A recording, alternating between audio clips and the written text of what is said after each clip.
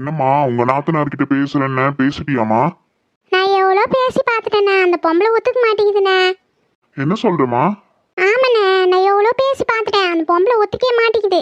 கடைசியில் என்னத்தம்மா சொல்லிச்சு, இந்த மாதிரி வற்புறுத்தினா நான் ஐஷு கல்யாணத்தையே சேர்த்து நிறுத்திடுவேன்னு சொல்லுதுண்ணா. அதே என்ன இது புது கதையா இருக்குது? ஏதோ பூஜா விருப்பப்பட்டான்னு கேட்டா ஐஷு கல்யாணத்தையும் சேர்த்து நிறுத்திடுவேன்னு சொல்லுது அந்த அம்மா. ஒன்னும் முடியும்னு சொல்லணும், இல்ல முடியாதுன்னு சொல்லணும். அது என்ன இந்த மாதிரி பதில் சொல்றது? நான் என்னென்ன பண்ணுறது, அது புரிஞ்சிக்க மாட்டேங்குதே. அது பார்த்தாத நம்ம அண்ணி வேற டார்ச்சர் பண்ணுகிறாங்க. ஏன் அவங்களுக்கு என்னாச்சு? உன்னால் இது கூட பேசி முடிக்க முடியா, அப்புறம் எதுக்கு உனக்கு சொந்த பந்தம்லாம் அப்படிலாம் கேட்குறாங்கண்ணா. என்ன என்னால் முடியாது நான் சொல்லுகிறேன். என்னால் முடிஞ்ச அளவுக்கு நான் போராடின்னு தானே இருக்கிறேன். இப்போ பாரு, கேட்டது அர்ஜுனுக்கும் ஐஷுக்கும் நடக்கிற கல்யாணத்தை நிறுத்திட்டுமான்னு கேட்குது என்னையே. அது ஐயோ வேணாம் அந்த அளவுக்கு ரிஸ்க் எல்லாம் எடுக்காத. பூஜா இப்ப ஆசைப்பட்டா அவளை கூட சமாதானப்படுத்தலாம்னு வச்சுக்கோ. ஐஷுவெல்லாம் நம்மளால சமாதானப்படுத்த முடியாது. அவ அர்ஜுன் மேல உயிரியே வச்சிருக்கா. ஆமாம் மாமா, நானும் அத்தைக்கிட்ட சொன்னேன், அர்ஜுனும் என்னையும் பிரிச்சிடாதீங்க, நான் அவர் மேலே உயிரியே வச்சிருக்கேன்னு. ஆனால் அத்தை எதுவுமே பதில் சொல்லாமல் போயிட்டாங்க. நீ எதுக்காக ஐஷுமா அவங்க கிட்ட போய் பேசின? நான் பூஜாக்காக தான் மாமா போய் பேசினேன். பூஜாவுக்கு பிடிச்ச லைஃப் கிடைச்சா அவளை சந்தோஷமாக இருப்பாள்ல, அவளுக்காக மட்டும்தான் போய் பேசினேன். ஆனால் அதை அவங்க புரிஞ்சுக்கல. சரி முடிவா அந்த அம்மா என்னதான் சொல்ல வருது? அவங்க பொண்ணு ஆசைப்பட்ட வாழ்க்கையை தான் அமைச்சு தருவேன்னு சொல்லிட்டாங்க. சரி இதுக்கு மேல என்ன பண்றது? விடு, அவங்க இஷ்டம். அவங்க எதனா பண்ணின்னு போட்டோம். அவங்கள ஏதாவது கேட்க போய் உன் லைஃப்க்கு ஏதாவது ஆயிடுச்சுன்னா வேணாமா, இதோட இந்த பேச்சு நிறுத்திடுங்க. அண்ணா, என்னம்மா? அது ஐஷோட கல்யாணத்தை நிறுத்தத்துக்கு இப்படி பிளான் பண்ணலண்ணா, அது வேற வழியாக பிளான் பண்ணிக்குது. வேற வழியாவா? எப்படி? அந்த அம்மாக்கு ஒரு வழியாக வர சொத்து போதாதான், இருக்கிற மொத்த சொத்தையும் ஆட்டே போகணுன்னு ஆசை வந்துச்சு போல. என்னம்மா சொல்ற? எனக்கு புரியல.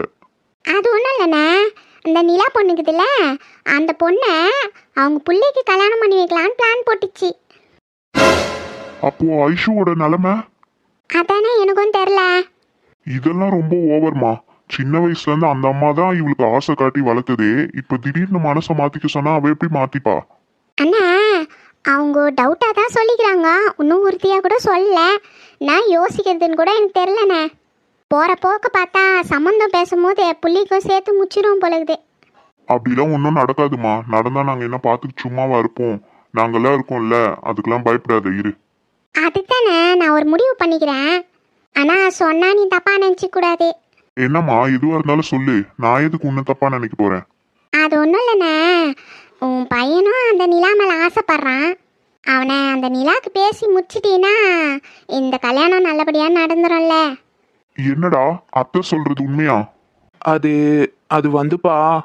அண்ணா, மிரட்டாம கேளுண்ணே. ஏன்னா இப்படி மிரட்டின்னுக்குற? இந்த மாதிரி கேட்டினா பசங்க மனசுக்குள்ளே இருக்கிற ஆசையை கூட சொல்ல மாட்டாங்க. பொறுமையாக கேளுண்ணே. அவனுக்கு என்ன பிடிக்கும்னா வேணும்னு பொறுமையாக கேளு. பொம்பளை பிள்ளையாச்சே கட்டி இன்னொருத்தன் வீட்டுக்கு போயிடுவா. இவ தான் உனக்கு கடைசி வரைக்கும் கூட வந்து பார்த்துக்கணும். அதனால பொறுமையாக கேளுண்ணே. நான் பொறுமையாதமா கேக்குறேன். என்னடா உனக்கு அந்த நிலாவை பிடிச்சிருக்கா என்ன? சொல்லு, அப்பா இருக்கேன், எல்லாத்தையும் பேசி முடிக்கிறேன். ஆமாப்பா, நிலாவை எனக்கு ஃபர்ஸ்ட்ல இருந்தே பிடிச்சிருக்கு. நீங்க தான் அவகிட்ட பேசக்கூடாது பழகக்கூடாதுன்னு சொல்லிட்டீங்க. உங்களுக்கு நிலாவை பிடிக்கலன்னு தான்ப்பா நான் சொல்லாம இருந்தேன். அதெல்லாம் ஒன்றும் இல்லடா.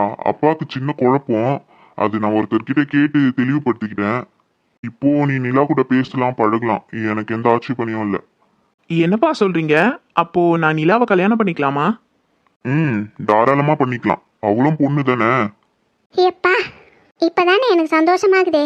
நானும் நீ இந்த கல்யாணத்துக்கு சம்மதிக்க மாட்டியோன்னு நினச்சி பயந்துனே இருந்தேன். நல்ல வேலைண்ணே, நீ ஒத்துக்கின. இனிமேல் என்ன, அவங்ககிட்ட போய் பேசி முடிக்க வேண்டிய வேலை தாங்குது. இதுலதாம்மா சிக்கலே இருக்கு. நம்ம திடீர்னு நிலாவை போய் பொண்ணு கேட்டோம்னா அவங்க தருவாங்களா? ஏற்கனவே நிரஞ்சனை கேட்டு அசிங்கப்பட்டுட்டோம். இதுல மறுபடியும் நிலாவை போய் கேட்டீங்கன்னா அவங்களுக்கு டவுட் வராது? அண்ணா, அதெல்லாம் ஒன்றும் கவலைப்படாத. எப்படி பேசணுமோ அந்த மாதிரி நேக்கா நான் பேசுகிறேன். நீ ஒன்றும் கேட்காதண்ணே, நான் இருக்கேன்ல, பார்த்துக்கிறேன். நம்ம பிள்ளைங்க ஆசைப்பட்ட வாழ்க்கையை அமைச்சு கொடுக்கறதோட நம்மளுக்கு வேற என்னென்ன வேலை? அருணுக்கு நிலாவை பிடிச்சிக்குது, நிலாவை கல்யாணம் பண்ணிக்கணும்னு ஆசைப்பட்றான். அப்படி நிலாவை கல்யாணம் பண்ணிக்கிட்டானா அதோட ஐஷுவோட நிலமையும் நல்லா இருக்கும்ல. அதுக்கப்புறம் ஐஷுவை அர்ஜுனுக்கு கல்யாணம் பண்ணி குத்து தானே ஆகணும். நம்ம ரெண்டு பிள்ளைங்களோட வாழ்க்கையும் நல்லா இருக்கும்ண்ணே. சரிம்மா, அப்போ நீ போய் பேசுறேன்னு சொல்றியா? இப்பே பேசினா வேலைக்கு ஆகாதே. இன்னும் கொஞ்ச நாள் போட்டேண்ணே, நான் போய் பேசுகிறேன். அதுக்குள்ளே உன் புள்ள தான் நிலா மனசில் இடம் பிடிக்கணும். அவங்க பிள்ளைங்களோட விருப்பத்தை தான் எதிர்பார்க்குறாங்க. பிள்ளைங்க ஒத்துக்குனா அவங்களுக்கும் ஓகே தான் போல. அதனால் இந்த முடிவு உன் பையன்கிட்ட தான் இருக்குது. நிலா மட்டும் பிடிச்சிக்குது சரின்னு சொல்லிட்டாள்னா இந்த கல்யாணம் நல்லபடியாக நடந்துரும்ண்ணே. அது மட்டும் இல்லை, பாதி சொத்து நம்ம கைக்கு வந்துடும். அதுவும் அந்த பொண்ணு டாக்டர் வேற, ஒரு ஹாஸ்பிட்டலே கட்டி நீ நல்லா சம்பாதிக்கலாம் போ. சரிம்மா சரிம்மா, எல்லாம் ஓகே தான். நீ போய் என்ன ஏதுன்னு பேசிட்டு அவங்க என்ன சொல்றாங்கன்னு என்கிட்ட வந்து சொல்லு. சரிண்ணே, நான் போய் பேசுகிறேன் கூடிய சீக்கிரத்தில். ஆனால் பூஜாவை தான் எப்படி சமாளிக்குதுன்னு தெரிலண்ணே. குழந்தைய பார்க்கவே கஷ்டமாகுதே. பூஜா தானே, பூஜாவை நான் பாத்துக்கிறேம்மா, எந்த பிரச்சனையும் இல்லை. அன்னிக்கிட்டையும் நான் பேசுறேன். இனிமே பூஜாவை பத்தி எதுவும் பேச வேணான்னு. நீ அருண் கல்யாணத்தை மட்டும் முடிச்சிரு, மீதிலாம் நம்ம பாத்துக்கலாம். ஆ சரிண்ணே. அண்ணா, எதுக்கு நான் வர சொன்னேன்? நிலா, என்னோட கிளாஸ்மேட் சக்தி தெரியும்ல உனக்கு? ஆ தெரியும், சக்தி அண்ணா. என்னோட ஸ்கூலில் படித்தாங்களே அவங்க தானே? அவங்க தங்கச்சி அச்சு கூட என்னோட கிளாஸ்மேட் தானே?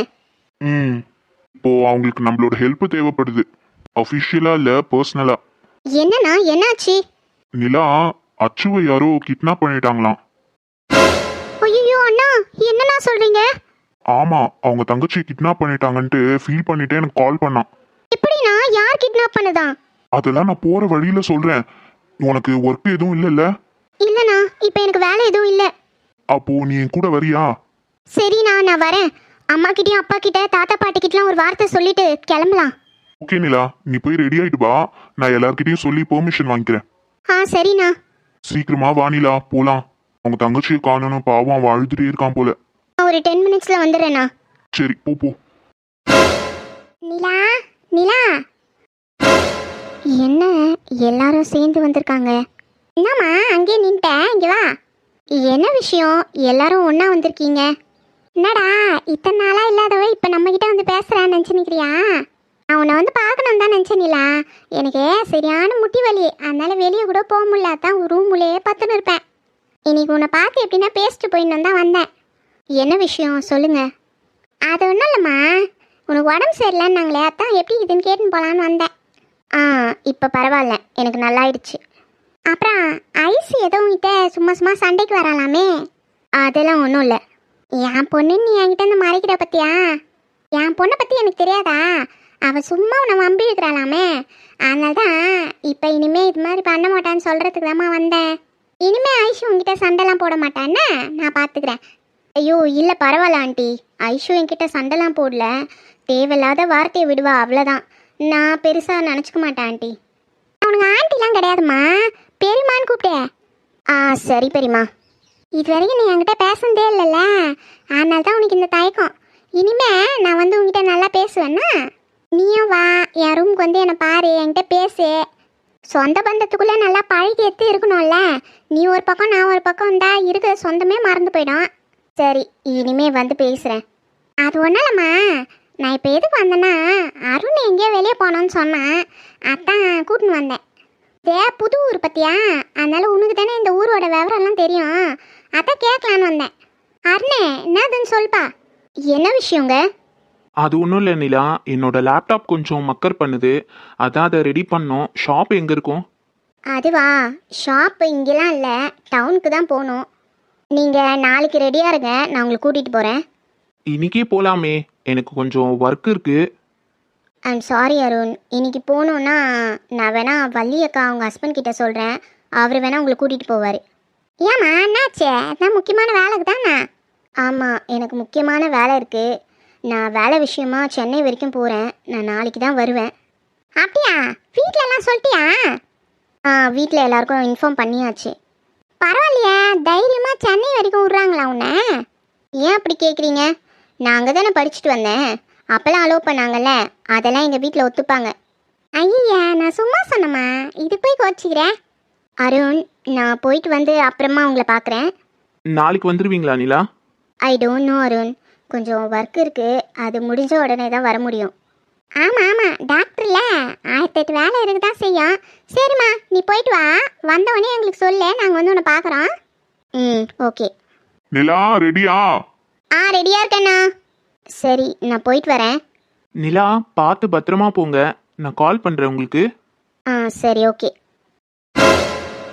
சி இவளை பார்த்தாலே பத்திக்கிட்டு எரியுது. மம்மி நீ பேச வந்தா எதை பேசுறியோ அதை பேச வேண்டியதானே. தேவையில்லாம எதுக்கு என் பேரெல்லாம் அவகிட்ட இழுக்கிற? என்னை வச்சுலாம் அவகிட்ட பேசாத இனிமே. எனக்கு அவளை பார்த்தாலே பிடிக்காது. என்னை பற்றி வேற அவகிட்ட சொல்லிட்டு இருக்க. ஐசுமா, எல்லாரையும் புரிஞ்சு நடந்துக்கணும். யார்கிட்ட எப்படி பேசணுமோ அப்படி பேசினா தான் வேலைக்கு ஆகும். உன்ன மாதிரி சும்மா எல்லாருக்கிட்டையும் கோவப்பட்டிருந்தா அப்புறம் நம்மளை யாருக்குமே பிடிக்காம போயிடும். நம்ம வந்து நின்னவுடனே பார்த்தியா அவள் எப்படி தயங்கி தயங்கி பேசுகிறான்னு. இதுவே நான் ஊர்லேருந்து வந்த அன்றைக்கி வந்து பேசியிருந்தேன்னா இந்நேரத்துக்கு நான் வந்த உடனே வாங்க உட்காருங்க என்ன விஷயமா வந்தீங்கன்னு கேட்டிருப்பா. நம்ம ஒருத்தர்கிட்ட எப்படி பழகுறோமோ அந்த முறையில் தான் அவங்க திருப்பி நம்மக்கிட்ட பழகுவாங்க. முதல்ல அதை கற்றுக்கோ. சும்மா பார்த்தாலே எரிஞ்சு ஊந்துருந்தீங்கன்னா அப்புறம் அருணை கல்யாணம் பண்ணிக்க மாட்டேன்னு சொல்லுவா. எனக்கும் அருணுக்கும் என்னமோ சம்மந்தம்? நான் முறைச்சா அவையும் அருணை கட்டிக்க மாட்டேன்னு சொல்கிறா. ஆமாம், இவங்க குடும்பமே இப்படி தான் போல. இவங்க குடும்பத்தில் எப்படி காலை வைக்கிறதுன்னு நினைக்க மாட்டா.